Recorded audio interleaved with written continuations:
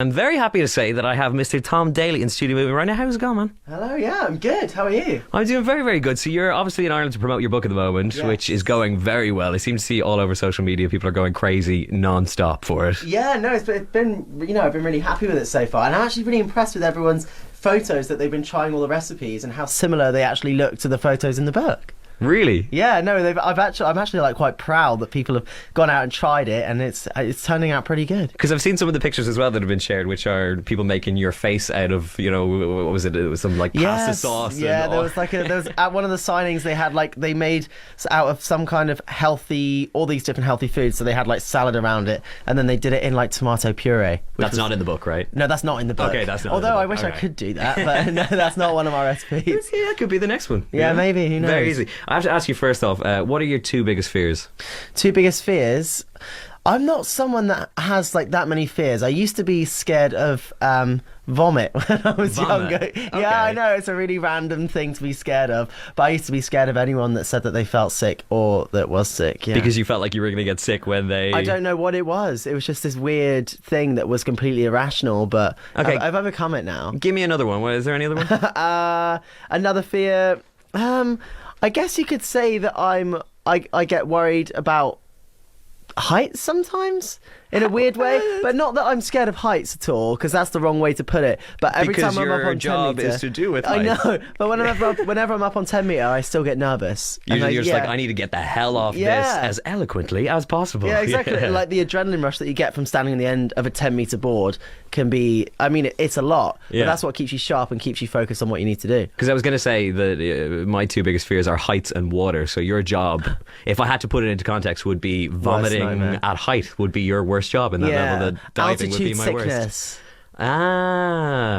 I didn't put two and two together there at all. Yeah, But thank no. God you are in my life right now. But you can see it on your bio on Twitter and all that sort of stuff. You get frustrated when people call you a swimmer, obviously, Yes, yeah. because you're not a swimmer, and you even say that you're not the best swimmer. Yeah, no, I'm not. I'm really not. Like, for example... So wait, you don't like heights and you're not a good swimmer. No, so. no. But the thing is, with swimming, it's one of those things that people assume that you're a good swimmer, and then they call you a swimmer because you're in water, Yeah. when actually it's completely different. I mean, they're two completely different sports. So Yeah. the only swimming that I do is swimming to the edge, and I do that very slowly. Really? Get me out of here. Yeah, Get me exactly. out. Doggy Get me out. Get paddle. me out. Obviously, the Olympics have gone very well over the last few years for you. It's been incredible. People would be content with that. People would be very happy with that. But you are going on and building a little bit of an empire for yourself on the back of it. I mean, I was really, really happy with the way that the Olympics went. You know, another Olympic medal. Wasn't quite happy with the way that the individual turned out, but I'm back to training full time now, working towards the 2020 Olympic Games. I was going to say, how do you maintain that with everything else that you're doing? Because obviously you're on the road promoting the book at the moment, Tom's Daily Plan. How do you do that? Do the YouTube, do everything, get the editing done, like get training. I mean, it's something I do lead a pretty busy lifestyle, and with the YouTube stuff, it's quite an easy way to spend the time whenever I'm flying or I'm on a train editing videos and things like that. When it comes to training, funnily enough, I've been traveling to all the cities that have diving pools. Really? So Was that strategic? Or yeah, was that... I mean, yeah, it was strategic so that I could carry on training throughout the tour. Did anybody notice that? Or I mean, I don't know. There's not that many diving pools around the country, Yeah, so yeah.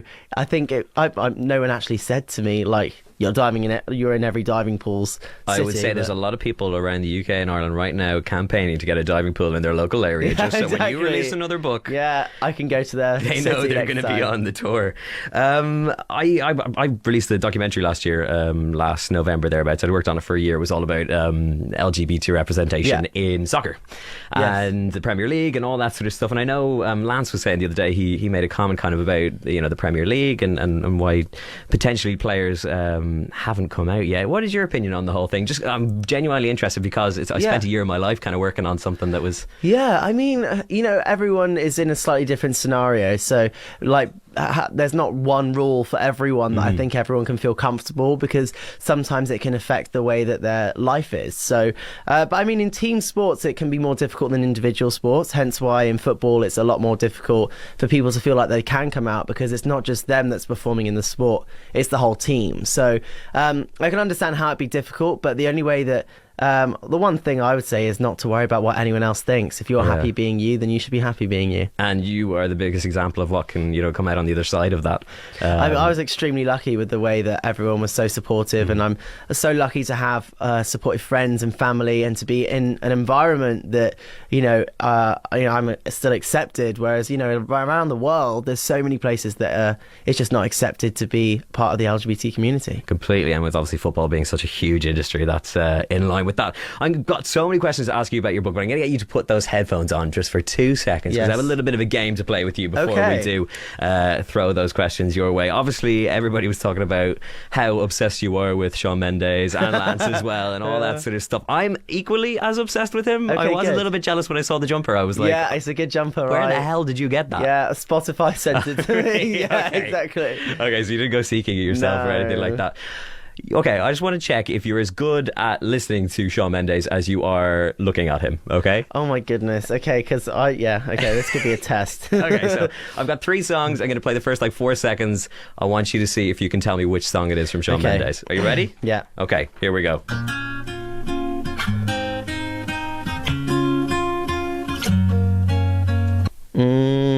You've got it. You've got it, you do. Come on. I'm singing through it. Treat You Better. It's Stitches. Oh, see, I had to go through it actually and sing it through my head. You got to spend less time looking at him and more time listening to him. Come on. Yeah, but I don't really need to listen. Okay, number 2. Okay.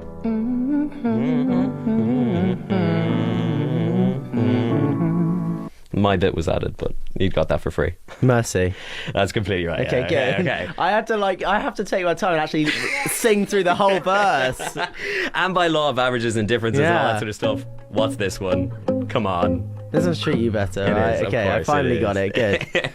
Tom's going to be sticking around and talking all about his brand new book, Tom's Daily Plan, in just a few minutes' time. But let's take this. Shawn Mendes, Treat You Better, right here on 2FM. That was Shawn Mendes right here on 2FM. I'm still joined by the legend that is Tom Daley. Thank you so much for coming in again. No, you're very welcome. So, Tom's Daily Plan. Yes. Is it actually your daily plan? Were these all the things that you do on a daily basis that you kind of apply to your life and you've just applied them to a page? Well, I train 6 hours a day, 6 days a week, so I do quite a lot of training, which isn't necessarily possible for people that have normal working lives. Divide that by 10. Yeah, but I made it so that, there's 80 recipes in there. They're all the things that I would eat throughout the week, and things that I eat constantly, but I have different things that I snack on after training sessions, and I talk about the importance of refueling and recovering from workouts, and life hacks and how to sleep better, things with meditation and mindfulness, goal setting, and also all the workouts in there are 20 minutes long, and you can do them at home without any equipment needed, and it's for all fitness levels. Because you must get these questions all the time. What do you eat? How often do you train? What do you do? How do you look the way you do? All these sort of things. So is this kind of your way of giving it to your fans and saying, actually, no, this is, a way that you can apply this to your life and, be healthy both upstairs and also in your body as well? It's all what I eat. And, people always do ask me what I eat. And, it's all in there for everyone to see. What do you eat? And it's one of those things that I think people neglect the way that people eat sometimes, just because they feel they sometimes either overfuel themselves or underfuel themselves, and getting the right amount of food in your body and the right nutrients and minerals and vitamins and all that. It's not just about fueling your body, but also your brain for work, school, exams, whatever it may be. Yeah, completely. Because you look at the recipes, and it's not necessarily completely what you would expect of an Olympic athlete. When you say people go, just turkey, chicken, lean protein, all this sort of stuff. You do satisfy the sweet tooth as well. Yeah, and I think it's very important to make sure that you do have a balance of everything, and not just cutting out different things and going down all the fad diet routes, because then you just crave everything that you tell yourself you can't have. And that was the whole point with Tom's Daily Plan, is making it as accessible as possible for everyone, so that you can go to any shop and go and get it, and not have to go to a specialist store to go and find all of the really intricate and random ingredients. Yeah, completely. And obviously, how many recipes did you say there were in there? There's over 80. And what's your favourite? Have you got one that stands out that's every time that's just what I need, that gets me going? It depends if it's breakfast, lunch or dinner. Dinner, my mum's sausage casserole is my favourite. That's amazing. In there. I know, it's one of my favourites in there. And is it easy? Yeah, it's really easy to do. And that was the whole thing, is that lots of people don't necessarily have the time to spend hours preparing food and cooking food. It's got to be get home, cook it, grab the ingredients on the way home from your like corner shop, and just get home and make it. Throw and it have all together. Feel yeah, like you you're want it an done in absolute 30 chef. minutes, don't you? You don't want any like faffing around trying to get everything done in the most precise way. You just want to have some decent, healthy food. And on a day when you can pig out, what is the choice? Yeah, What's the thing that you're like, yeah, I need My some of that? favourite is cheesecake. Really? Okay, any Yes. type of cheesecake? Or? Well, I mean, I do like the plain cheesecake. I like chocolate cheesecake. Any better in kind America, of isn't it? cheesecake. Oh, it's so good in Oh my America. God. But I do have a cheesecake recipe in the book because I eat Amen. it. So it's And is it good? Well, I'm not gonna say it's healthy, but is it? it's a healthier twist on it, and Yeah. there's even sticky toffee pudding as well because that's another one of my favourites. Amazing. You talked obviously there about mindfulness and keeping, I guess, your head as healthy as Yeah. your body. You do come across as such a positive person in so many ways. And, you've spoken before about, the post-traumatic stress disorder after, obviously, 2012. And, you've had your fair share of trolls and stuff in the past. Mm-hmm. Do you kind of owe a lot of that, I guess, healthiness, in your mind to exercise? And do you feel like that it is a huge component in that? Yeah, I think exercise of the body is definitely a good stress reliever, but then also exercising your brain, like with the mindfulness stuff. And I do 10 minutes of meditation every single morning, which helps me then clear my mind and actually be able to have a different outlook on life and deal with stress, anxiety, and anything that's thrown at you. You can always go to that place above all of the dark clouds, knowing that there's always that place of blue sky above it. Yeah, because it's easy to look at yourself and say, you're really successful, that's maybe why you're so happy, but you're so busy as well. It must be, you must have to take that time for yourself and kind of settle back and go, actually, no, I just need to relax and I need to sit down and go just Yeah, to my exactly. happy place. There's not much time when you get to, like, if you've got a busy lifestyle, you always think that there's never time to sit down for 10 minutes and just meditate. Like, there's no chance. When actually, if you make time for it, it makes you so much more productive in the time that you're running around and being busy, that it can help you. I was a skeptic at the beginning. I didn't think it would work. I'll be like, yeah, whatever. And for the first 3 weeks, I found it really difficult to shut off everything on the outside world and just focus on breathing. But it was but once I got over that, like, first few weeks, it just felt like so much better to be able to just sit down and be with myself for a little bit. Well, you're an inspiration to so many people in so many different ways. So thank you so much for coming in and having a chat with us. Thank you for having me. Make sure you guys check it out. Tom's Daily Plan. Apply it to your life and reap the rewards.